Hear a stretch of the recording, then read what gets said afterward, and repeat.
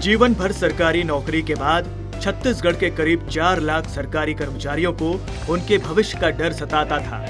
2004 में जब से नवीन पेंशन योजना लागू हुई थी, तभी से सरकारी कर्मचारी इसका विरोध कर रहे थे, क्योंकि जीवन भर सरकारी नौकरी करने के बाद रिटायर कर्मचारी को कितना पेंशन मिलेगा ये तय नहीं था।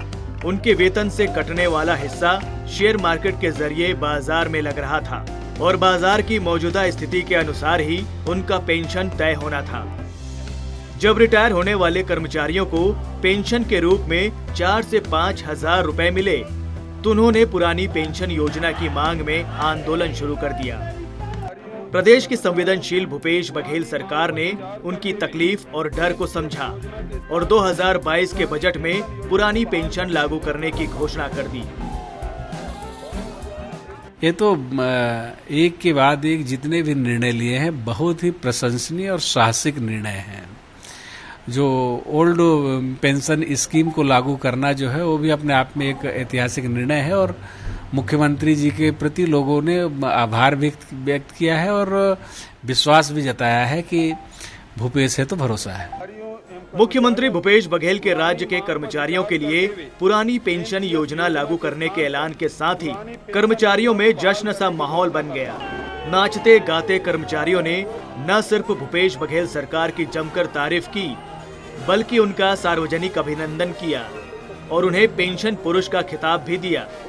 सारे कर्मचारी सरकार के इस फैसले से गदगद हैं। जो वृद्धावस्था रहता है वो किसी के ऊपर डिपेंड ना रहे, हम खुद सेल्फ रहें और अपना जीवन अच्छे से, अपने स्वास्थ्य और अपने बच्चों के करियर के लिए अच्छे से कर सके हर चीज़।